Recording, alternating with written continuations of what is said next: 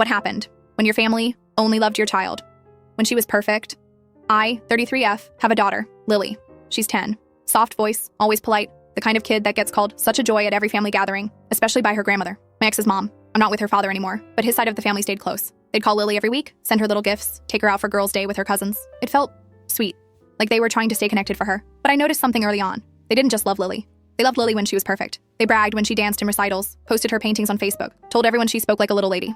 The compliments always came with checkboxes. Good grades, good posture, good behavior. Lily never questioned it, at least not out loud. Then she changed a little, not in any bad way. She got into drawing comic strips, stopped wanting to dance, grew into her body faster than other girls. One day she came home and said she didn't want to wear dresses anymore. I said okay. We went shopping for jeans and oversized hoodies.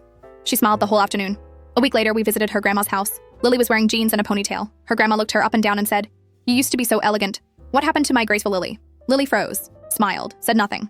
Later that night, I found one of her drawings, a silly, adorable sketch of a girl with glasses and a cape, ripped in half and thrown in the trash. That was when I knew something was shifting. She started avoiding FaceTime calls with her grandma, stopped opening the little gifts.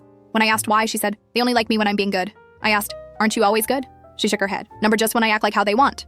That sentence stayed with me. It pulled something old and buried to the surface, because I remember being that girl too, smiling through family dinners, being called grateful when I stayed quiet, difficult when I cried, and I had sworn I'd never let my daughter carry that weight. A few days later, Lily got invited to her cousin's birthday party, the kind of event she used to love. There'd be cake, a dress code, family games. She stared at the invite on the fridge for a long time before quietly asking, "Do I have to go?" I asked why. She shrugged, then whispered, "I don't want to be that Lily again." I didn't push. I just nodded and told her she didn't have to do anything that made her feel small. But that night, after she fell asleep, I cried in the hallway, because I knew that feeling too well. The ache of being selectively loved, the way you start editing yourself before you even speak. That weekend, her grandma texted, "Is Lily okay?" She hasn't called me back.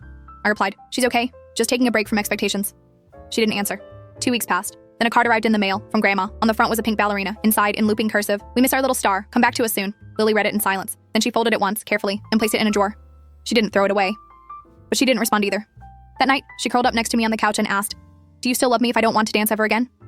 I kissed her forehead and said, "I love you if you dance, if you draw, if you scream, if you cry, if you change your mind 10 times a day." She smiled without looking at me. "Even if I get bad at school?" I pulled her tighter. Even then. Later that week, I got another message from her grandmother. She wanted to take Lily for the weekend.